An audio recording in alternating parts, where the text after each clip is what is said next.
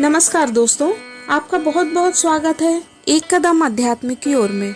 महाराजा हरिश्चंद्र का नाम हम सभी ने सुना है और हम सभी यह भी जानते हैं कि राजा हरिश्चंद्र बहुत बड़े ज्ञानी धर्मात्मा थे। वे बहुत बड़े दानवीर थे, कभी झूठ नहीं बोलते थे, इसलिए उन्हें सत्यवादी हरिश्चंद्र के नाम से भी जाना जाता है। आइए जानते हैं उनकी कहानी। उन्होंने अपने जीवन में क्या क्या दुख सहे और वह अपने सत्यवादिता और दानशीलता के बल पर उनसे कैसे बाहर निकले। एक बार महर्षि विश्वामित्र ने उनकी परीक्षा लेने की सोची। एक दिन राजा हरिश्चंद्र जंगल में शिकार खेलने गए। तभी जंगल में घूमते हुए उन्होंने स्त्रियों के चिल्लाने की आवाजें सुनी। हमें बचाओ, हमें बचाओ, इस तरह से वे चिल्ला रही थी। राजा ने उनकी आवाज सुनी और ढूंढते हुए उन स्त्रियों के पास पहुंचे। उन्होंने स्त्रियों से कहा, डरो मत। ऐसा कौन सा दुष्ट बुद्धि वाला पुरुष है जो मेरे शासन में ऐसा अन्याय करता है। ऐसा कहकर स्त्रियों के पास पहुंच गए। वहां उन्होंने बिना देखे ही चिल्लाकर कहा कि ऐसा कौन सा दुष्ट पापी है जो स्त्रियों को कष्ट दे रहा है। जब राजा ने पास जाकर देखा तो ये महर्षि विश्वामित्र थे। असल में महर्षि विश्वामित्र महाविद्याओं की साधना कर रहे थे और उन्होंने महाविद्याओं को साधना करके प्राप्त कर लिया था। अब महाविद्याएं भी राजा हरिश्चंद्र की परीक्षा लेने के लिए विश्वामित्र का साथ दे रही थी। ये स्त्रियां और कोई नहीं, माता महाविद्याएं ही थी। यह राजा को पता नहीं था कि सारी माया महर्षि ने ही रची है। राजा की बात सुनकर तपस्वी विश्वामित्र कुपित हो गए। उनके मन में क्रोध आ गया। संपूर्ण महाविद्याएं जो स्त्रियों के रूप में रो रही थीं, वे अंतर्ध्यान हो गईं। राजा ने उन तपस्या के भंडार महर्षि विश्वामित्र की ओर देखा और हाथ जोड़कर क्षमा मांगने लगे। कहा, हे प्रभु, यह मेरा धर्म था, आप इसे मेरा अपराध ना माने। मुझे स्त्रियों के रोने की आवाज सुनाई दी, इसलिए मैंने इस तरह से बोल दिया।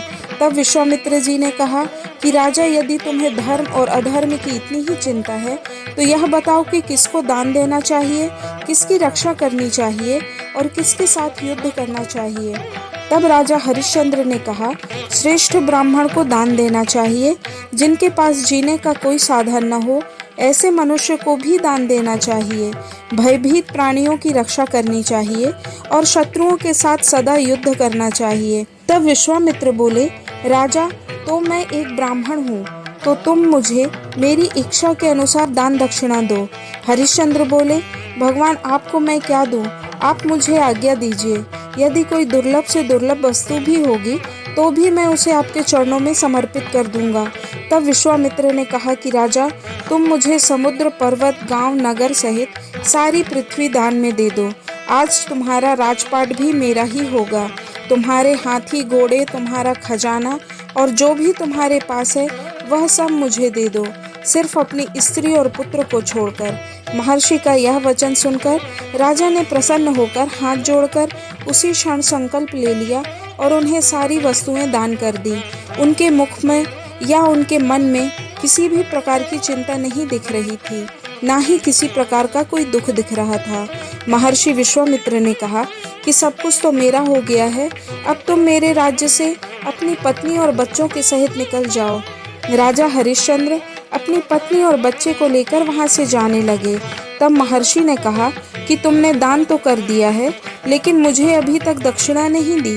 राजा हरिश्चंद्र बोले, हे भगवान, मेरे पास अब इस समय तो कुछ भी नहीं है, परंतु मैं शीघ्र ही आपको दक्षिणा दे दूंगा। अब मुझे जाने की आज्ञा दीजिए। विश्वामित्र ने कहा, जाओ और शीघ्र ही मेरी दक्षिणा मुझे लाकर दो। तब राजा हरिश्चंद्र नगर से निकल गए। उनकी पत्नी शैव्या और उनका पुत्र रोहिताश्व भी उनके साथ ही नगर से बाहर चले गए।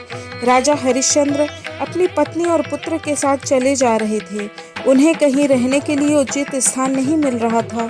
वह वाराणसी के पास पहुंचकर सोचने लगे कि यह काशी किसी मनुष्य के अधिकार में नहीं है, इस पर केवल भगवान शंकर का ही अधिकार है। यह मेरे राज्य से बाहर है। ऐसा निश्चय कर उन्होंने अपने पत्नी के साथ पैदल ही काशी में प्रवेश किया। काशी में प्रवेश करते ही उन्होंने सोचा कि अब महर्षि विश्वामित्र को दक्षिणा कैसे दी जाए। उनके पास कोई काम नहीं था, इसी सोच विचार में लगे हुए थे। क्या मैं अपने प्राण ही त्याग दूं मैं कहाँ जाऊं? यदि मैं दक्षिणा दिए बिना ही मर जाऊंगा तो मैं पापात्मा समझा जाऊंगा और मुझे विभिन्न योनियों में फिर से जन्म लेना पड़ेगा। अब मेरे पास कोई और रास्ता नहीं है।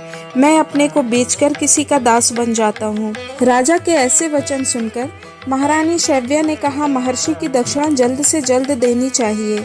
आप मेरी बात मानकर मुझे बेच दीजिए।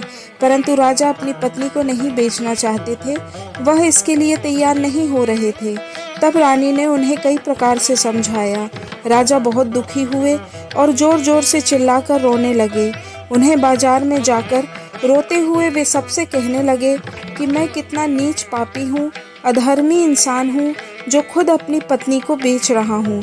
यदि कोई इन्हें खरीदना चाहता है तो अपनी दासी बनाकर ले जाए। तब एक ब्राह्मण आया। उन्होंने महारानी को खरीद लिया और राजा को पैसे दे दिए। महारानी उस ब्राह्मण के साथ उसकी दासी बनकर जाने लगी।